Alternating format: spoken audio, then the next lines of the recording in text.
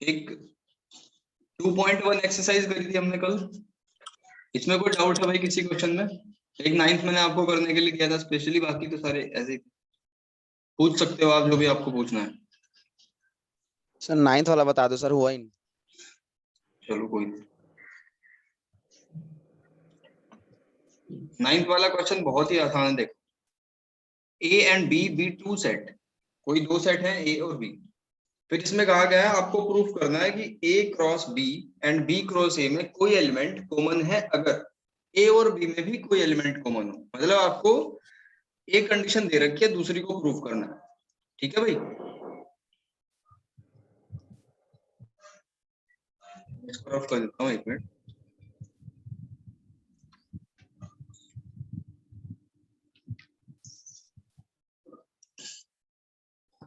देखो, सबसे पहले लिख लो आप गिवन क्या है। गिवन है हमें, क्वेश्चन नंबर 9 की बात चल रही है। गिवन है कि A and B have an element in common। तो आपको दो सेट लेट करने हैं, दो सेट ऐसे लेट कर लो जिसमें ए और बी में एक एलिमेंट कॉमन हो। तो कोई भी अपनी मर्जी से लेट कर सकते हो। जैसे मैंने ये लेट कर लिया, लेट ए इक्वल्स टू 1 2 3 और बी इक्वल्स टू 3 4 5। तो एक ही तो एलिमेंट हमें कॉमन लेना है, बाकी सारे अलग अलग ले लो। ठीक है, अब क्या करना है, शो दैट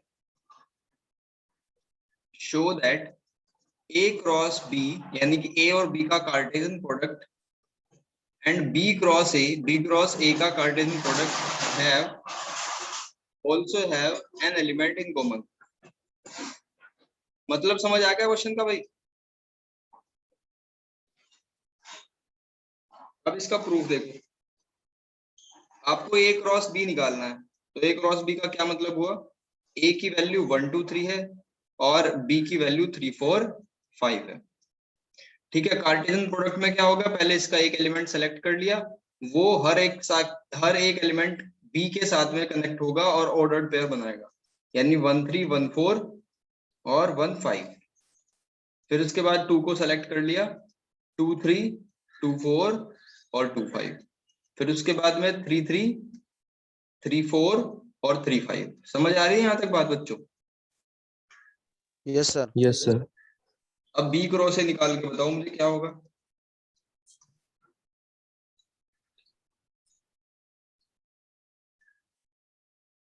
निकालो ऐसे ही, पहले 3 को सेलेक्ट करना, फिर 1 सर मैं 2 बताऊं? 3 के साथ जाएगा। हाँ बिल्कुल बताओ।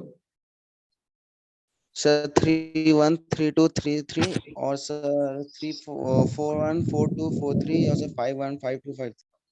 बहुत बढ़िया एलिश मलिक, इससे अलग तो कुछ नहीं होगा। समझ आ गया ना यहाँ तक? Yes sir. ठीक है, फिर उसके बाद 5 1 5 2 और 5 3। अब देखो ए क्रॉस बी और बी क्रॉस ए में महिमा कोई एलिमेंट कॉमन है क्या?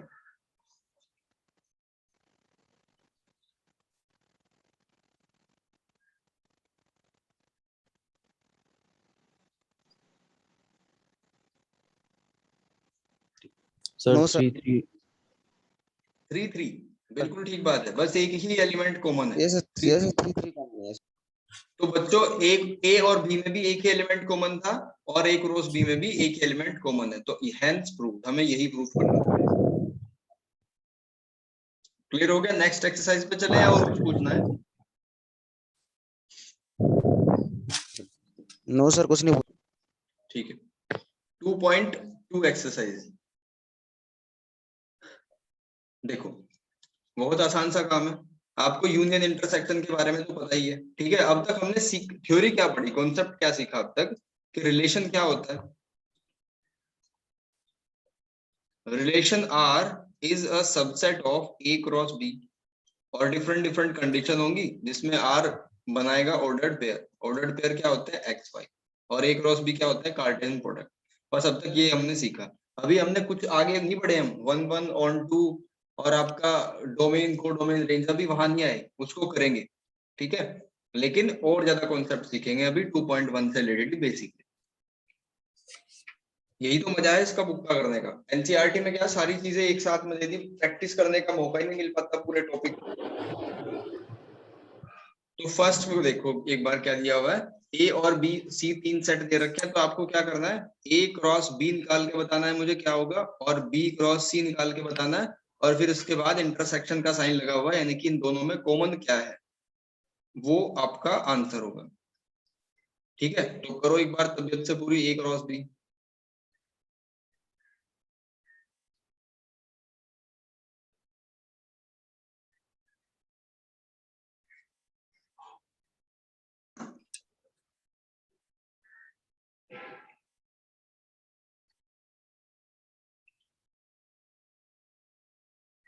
सर 3 4।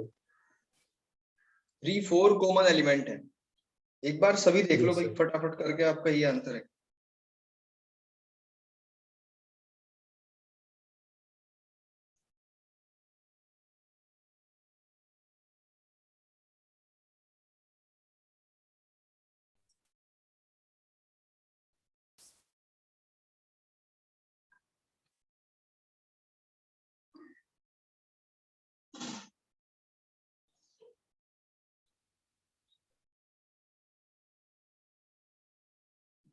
सबका ये आंसर है भाई?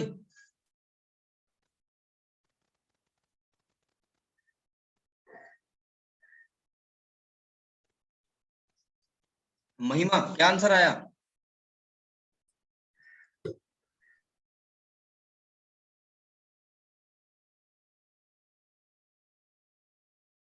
भाई जवाब दे दिया करो, मैंने बच्चे को सबको कहा था, सबको कंबाइनली लेक्चर दिया था नितिन, बहुत लंबा, और एक बच्चे ने याद रख लिया, वो कभी अपना माइक को म्यूट नहीं करता। आप सीखा तो करो, बराबर वाले से भी सीखो, ऐसे तो जिंदगी छोटी पड़ जाएगी अगर आप खुद के एक्सपीरियंस से सीखोगे। ये तो देखो बराबर में चल क्या रहा है।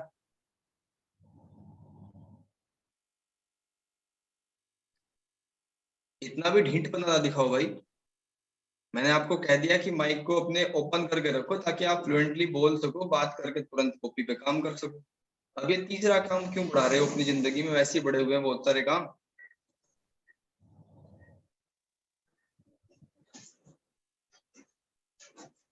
I am trying but it is not opening.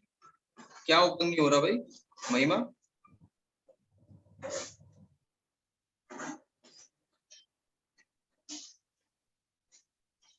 Mic देखो भाई, ये माइक वाली दिक्कत को एक बार सोल्व करो, या तो ईयरफोन वगैरह अपना बदल के देखो, या उसको निकाल के वैसे ही देखो। डेली नहीं होनी चाहिए ये प्रॉब्लम, है ना? जब सबके साथ में नॉर्मल है तो तुम्हारे साथ में नॉर्मल होनी चाहिए। नेक्स्ट क्वेश्चन करते हैं भाई, पूछने की जिम्मेदारी थी मेरी। आयुष एक बार आंसर को कंफर्म कर दो ताकि ये बच्चे मिला लें। सर 3 एक 4। रॉस 3 4, इसका सही आंसर 3 4 है। जिस बच्चे का नहीं आया पूछने की जिम्मेदारी उसकी है। मैं बढ़ जाता हूँ आगे क्वेश्चन नंबर 2 पे। ए बी सी 3 सेट दे रखे हैं, तो आपको वही करना है। पहले क्या करो, ब्रैकेट वाले को सोल्व करते हैं ना, बोर्ड मास बचपन में पढ़ा था आपने, बोर्ड मास। ठीक है, तो सबसे पहले ब्रैकेट को सोल्व करते हैं। अब ब्रैकेट में क्या होगा, बी यूनियन सी, यानी बी और सी को इकट्ठा कर देंगे। ठीक है, फिर उसका कार्टेशियन प्रोडक्ट निकालेंगे ए के साथ में। ऐसे ही इसका दूसरा पार्ट है बिल्कुल, उसमें भी क्या करना है, उसमें इंटरसेक्शन करना है और ए के साथ में कार्टेशियन प्रोडक्ट। फिर ए क्रॉस बी करो जैसे पहले वाला क्वेश्चन करा था, और उनका यूनियन कर दो। ठीक है भाई, तो कोई भारी काम नहीं है बिल्कुल भी। आप मुझे इसका एक पार्ट करके बता दो बस, बाकी ये होमवर्क में है जो मैं सर्कल कर रहा हूँ। फर्स्ट वाले का आंसर बता दो क्या है।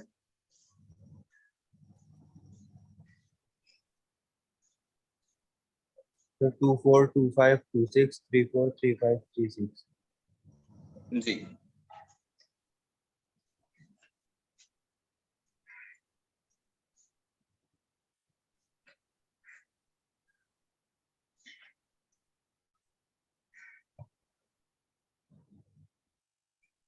किसी बच्चे को पूछना है क्या भाई? एलिश अभिषेक महिमा सेकंड का। नो सर, सर समझ में आ ओके गया। ओके, अब ये सर्कल वाले आपको खुद से करने हैं। ठीक है, अब थर्ड वाले क्वेश्चन का जब थर्ड में ए बी सी 3 सेट आपको दे रखे हैं, तो ये निकालने हैं 3 पार्ट। ठीक है भाई, तो इसका फर्स्ट और सेकंड होमवर्क में है, थर्ड को अभी करो। थर्ड में बताओ मुझे लेफ्ट हैंड साइड क्या है आपकी। सब मैंने सब्ट्रैक्शन बता रखा है, सेट थ्योरी में हमने पढ़ लिया बी माइनस सी क्या होता है, यानी बी में से सी के एलिमेंट डिलीट हो जाएंगे। मैं करके तो दिखा देता हूँ, बी माइनस सी, बी वाला सेट लिख दिया हमने 4, ठीक है, और सी वाला सेट क्या है हमारा 5, ठीक। तो कोई ऐसा एलिमेंट है जो कैंसिल होगा?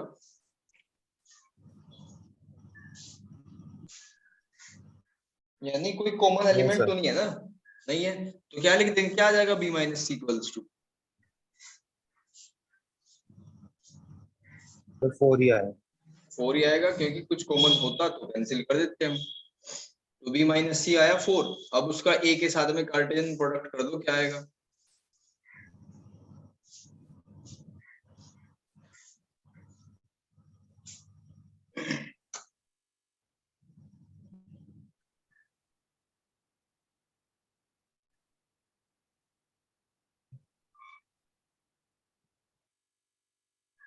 फिर इक्वल ही आ रहा है।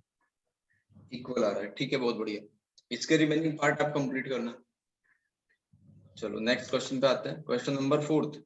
फोर्थ में ए बी सी और डी 4 सेट दे रखे हैं, आपको वेरीफाई करनी है चीजें, ठीक है। तो बहुत आसान है, कोई दिक्कत वाली बात तो है नहीं, ए क्रॉस सी का कर दो, बी क्रॉस डी का कर दो, सबसेट आपको पता चल जाएगा क्या होता है, प्रॉपर प्रॉपर वाला है ये, ठीक है। अच्छा, सबसेट और प्रॉपर सबसेट में क्या अंतर होता है आई अभिषेक? दो चीजें है ना बार बार जो हम बोलते हैं, सर एक तो सबसेट और एक प्रॉपर सबसेट। सर सब सर सबसेट में सर ऐसे सर सी साइन लगा के वो सर सी साइन लगाते हैं सर। प्रॉपर सबसेट में सर सी में से सर नीचे डंडी लगाते हैं। कुछ उल्टा नहीं बोल दिया? आयुष करेक्ट करना है इसे। सर उल्टा बोल दिया सर। सर वो डंडी वाला सर प्रॉपर सबसेट। मतलब क्या है इसका? चलो सिंबल तो आपने बता दिया, इसका मतलब क्या है?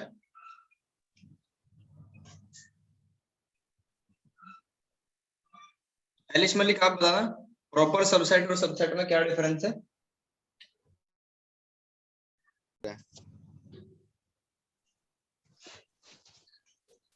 भाई हाँ ना तो बोल दिया करो। सर मैं बताऊं। Eilish, yes sir. हाँ ना बोल दिया करो, जब आपसे बातचीत करी जाए तो कुछ ना कुछ तो बताया करो।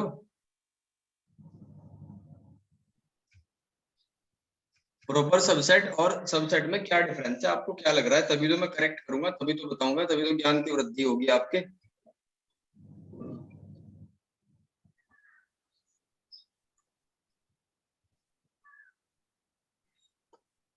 Excuse me sir. आप, हाँ जी, सर आवाज आ रही है? बिल्कुल आ रही है। महिमा, क्वेश्चन ये है करंटली कि प्रॉपर सबसेट और सबसेट में क्या डिफरेंस है? सर सबसेट तो कोई सा भी हो सकता है, लेकिन सर प्रॉपर फाइव सर जैसे फाइव भी कोई सबसेट हो सकता है, लेकिन सर फाइव प्रॉपर नहीं है। चलो कुछ तो बताए। आयुष आप बताओ सही। तो जो प्रॉपर सबसेट होगा, अगर ए बी का प्रॉपर सबसेट है तो सर बी में एक ना एक एक्स्ट्रा एक्स्ट्रा एलिमेंट होना चाहिए इसमें।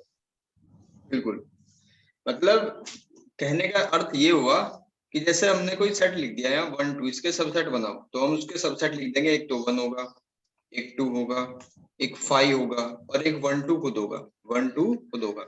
तो इसको तो बोला जाएगा सबसेट, क्योंकि उसमें इक्वल का साइन भी है नीचे, ध्यान दो आप, इक्वल का साइन भी है, यानी वो सेट खुद भी आ गया। लेकिन अगर मैं इसको डिलीट कर दूं इसमें से, तो अब ये बन जाएगा प्रॉपर सेट, यानी वो सेट नहीं होना चाहिए, और वो नहीं है, इसलिए हमने इक्वल का साइन यहाँ से हटा दिया। अभिषेक भी स्टेट डंडी नहीं याद रखनी है आपको, कॉन्सेप्ट को समझना है। Okay sir. ठीक है, अब ये करो, इसका वेरीफाई करो। फोर्थ का सेकंड पार्ट, फर्स्ट तो होमवर्क है, इसको खुद से करना। जो मैंने सर्कल करे हुए ना भाई, वो होमवर्क है आपके, और बाकी हमने कर ही दिए। ए क्रॉस बी इंटरसेक्शन सी बताना है क्या होगा।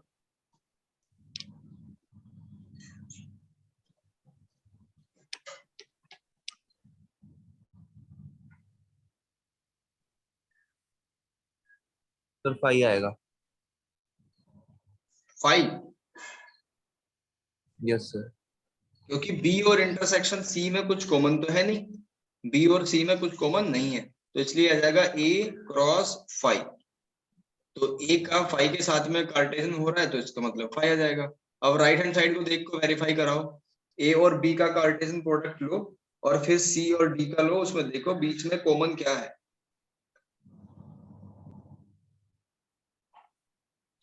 और अपने एग्जाम्स की डेट ग्रुप में मेंशन करते रहना भाई, क्योंकि बहुत सारे बैच में भूल जाता हूँ, ताकि अगर कुछ ऐसी स्थिति हो आप में, आपको किसी टॉपिक में दिक्कत हो या मुझे कुछ एक्स्ट्रा कराना हो तो ज्यादा टाइम भी दे सकूं मैं।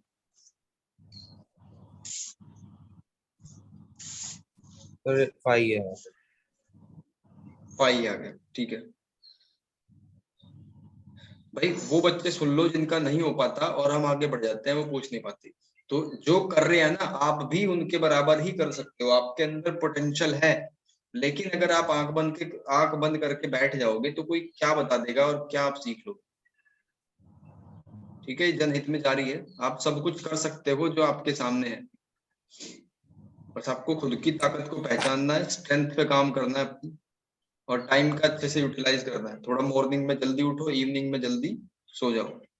इससे क्या होगा, प्रोडक्टिविटी आपकी बनी रहेगी। मॉर्निंग में ज्यादा कुछ चीजें ऐसी होती है, और सोने से पहले बिफोर 1 आवर आप जितनी भी आपकी ब्लू स्क्रीन है, यानी कि आपके पीसी हो गया या आप लैपटॉप पे काम करते हो या फोन, उन सबको अपने से दूर कर दो सोने से 1 घंटा पहले।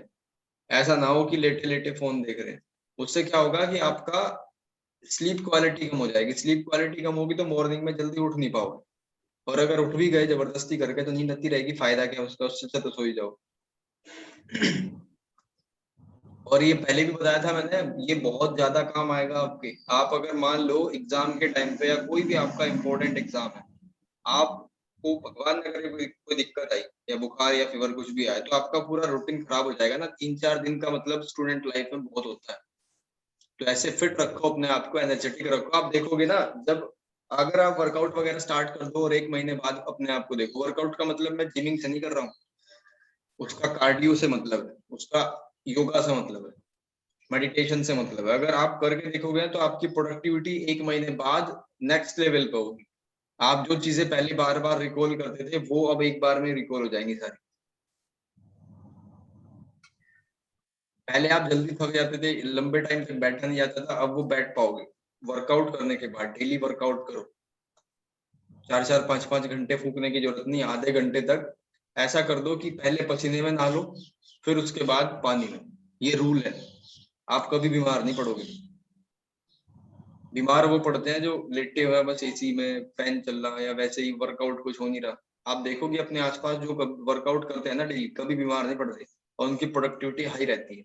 तो ये एक अच्छा लाइफस्टाइल है। मोस्टली क्या करते हैं, देखो मैं एक ट्रुथ बताऊंगा, 2 मिनट लूंगा बस आपकी। हम क्या करते हैं, जैसे आप भी हो या मैं भी कुछ दिन पहले आप ही की स्टेज में था, ज्यादा टाइम नहीं हुआ। होता क्या है कि हम सक्सेस को पाने के लिए, सक्सेस की तरफ जाने के लिए हम क्या करते हैं, अपने हेल्थ को कॉम्प्रोमाइज करते हैं। हेल्थ को प्रायोरिटी से हटा के सिर्फ स्टडी को देते हैं।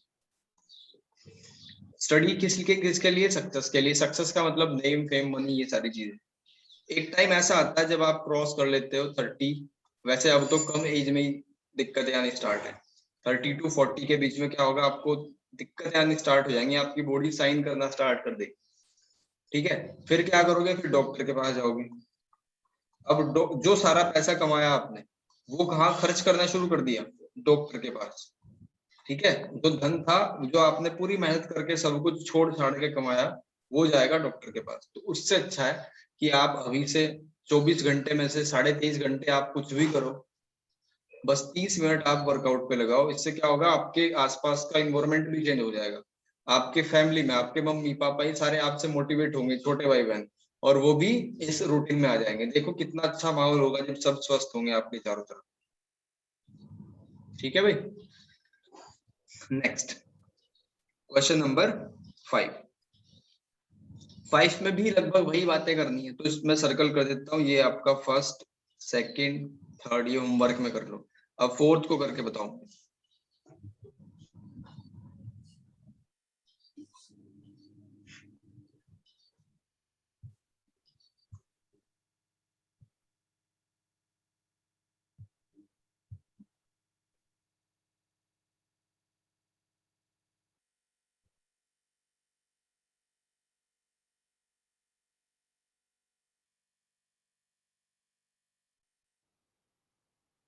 फोर्थ करो भाई।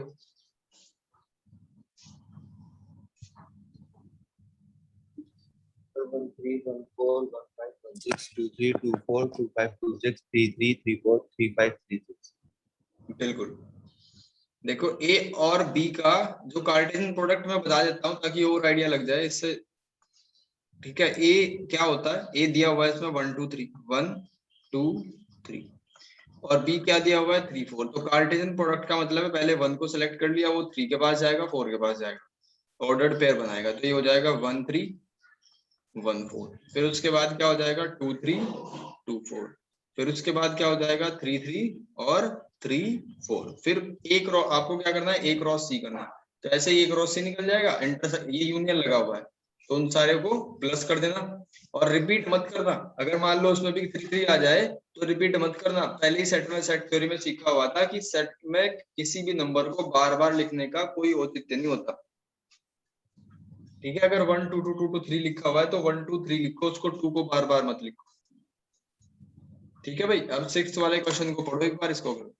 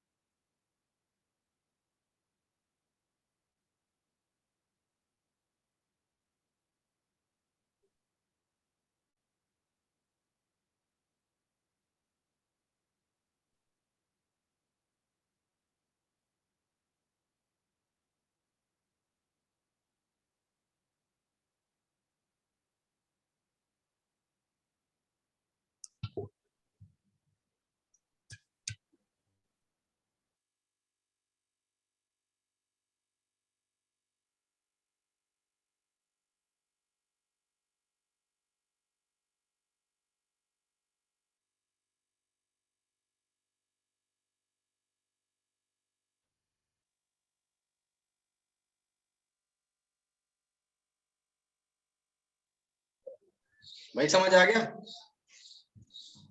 Yes sir. चलो करो।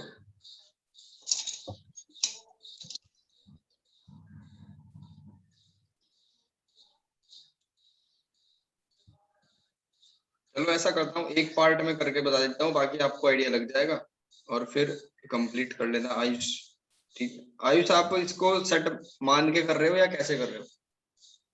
ABC तो कुछ सेट सेट मान। लेट करें, सेट मान के। यस। चलो सेट मान के भी कर लो, बताना मुझे क्या सेट आए। और मैं आपको जनरली बता देता हूँ कि अगर आपके माइंड में कोई सेट ही ना आए उस टाइम पे एग्जाम में तो क्या करना है। देखो लेफ्ट हैंड साइड को ले लो, फर्स्ट वाले की बात कर रहा हूँ, सेकंड होमवर्क। फर्स्ट वाले में आपने A यूनियन B को क्रॉस कर दिया C के साथ में, और लेफ्ट हैंड साइड ली हमारी, राइट हैंड साइड ये आनी है। Right hand side A cross C union B cross C, ये आना है। ठीक है, अब देखो कार्टेशियन प्रोडक्ट में क्या होता है, मान लो मैं ऐसे लिख दूं x और y और ये belongs to A cross B, Cartesian product का एक एलिमेंट है। तो इसका मतलब क्या होगा कि x A से लिया जाएगा और y B से लिया जाएगा, यही तो मतलब होगा भाई। तो अगर हम एक ऑर्डर्ड पेयर लेट कर रहे हैं, let the ordered pair X Y belongs to, इस पूरे को बिलोंग करता है। ठीक है, जो भी कुछ आएगा ये उसमें एक एक्स वाई मान लिया हमने। तो इसका क्या अर्थ हुआ, इसका अर्थ हुआ बच्चों कि x belongs to this A union B and y belongs to C।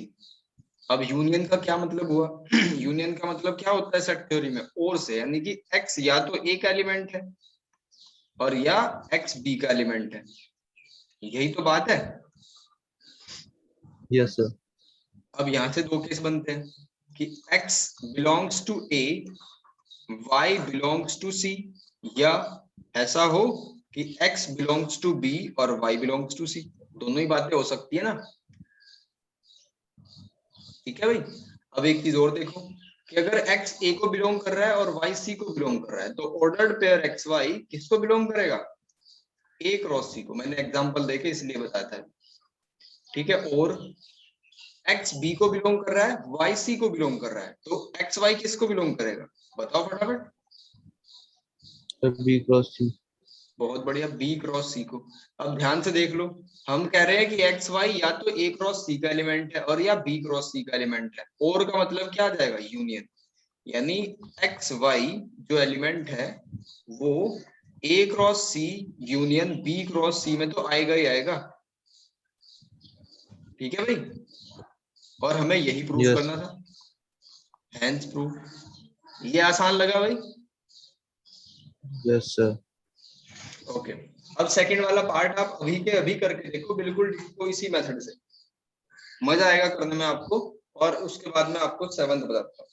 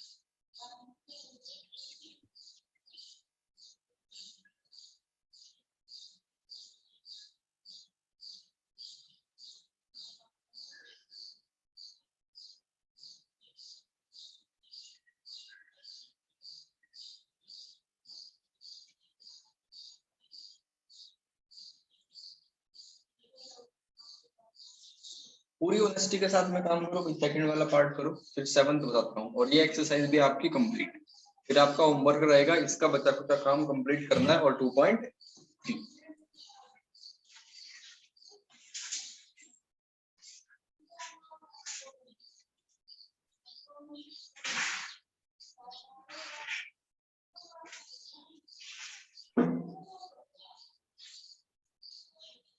Yes sir हो गया।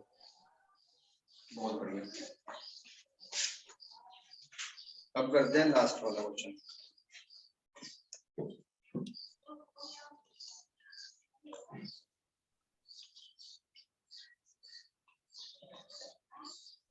देखो भाई, वो भी बिल्कुल इसी की तरह होगा, कुछ भी चेंज नहीं है। अगर आपके माइंड में कोई सेट ना आता हो तो सबसे इजी ये रहेगा कि आप क्या कर लो, let X Y belongs to A cross B. अगर X Y A cross B में है तो इसका क्या मतलब हुआ कि x belongs to A and y belongs to B. ठीक है भाई, x belongs to a and y belongs to b। यही तो मतलब होगा इसका। Yes sir. And Yes, given sir. That हमें गिवन क्या है, गिवन दैट हमें दिया हुआ है कि A क्रॉस B तो सबसेट है C क्रॉस D का। ठीक है भाई, तो इसका मतलब जो XY है, जो XY है वो C क्रॉस D को भी बिलोंग करना चाहिए ना, क्योंकि A क्रॉस B के सारे एलिमेंट उसमें होंगे।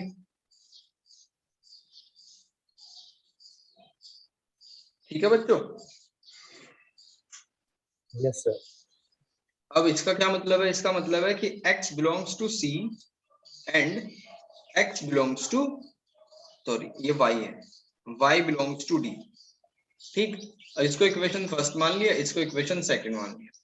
तो फ्रॉम फर्स्ट एंड सेकंड, देखो सबसे आसान और मजेदार तरीका है, कुछ भी नहीं करना पड़ रहा आपको।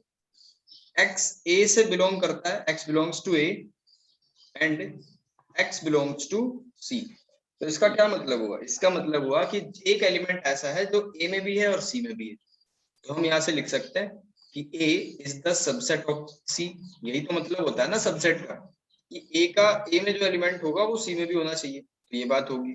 फिर अगेन Y किसको बिलोंग कर रहा है, B को, और Y किसको बिलोंग कर रहा है, D को। तो ये हो जाएगा B is a subset of D, और हमें बच्चों यही प्रूफ करना था, हेंस प्रूव्ड। ठीक है भाई, किसी स्टेप में कुछ दोबारा पूछना हो, कुछ 0.001% पे डाउट हो तो पूछ लो। सर इजी है सर। जी बहुत बढ़िया, यही सुनना था मुझे। अब आपको क्या करना है, 2.2 के जो सर्कल करे हुए हैं क्वेश्चन वो ट्राई करना, और 2.3 को ट्राई करना। ठीक है, और मैंने एक चीज और कही थी, जब तक ये चैप्टर चले डेली इसकी थ्योरी को रिवाइज कर लो, क्या रिलेशन होता है, क्या इसमें डोमेन को डोमेन रेंज होते हैं, इन सब चीजों को रिवाइज करो आप। ठीक है भाई, और बाकी ओके सब्जेक्ट को सर। भी इक्वल टाइम दो। आज के लिए इतना ही, कोई डाउट हो तो आप पूछ लो। Thank you sir. वेलकम।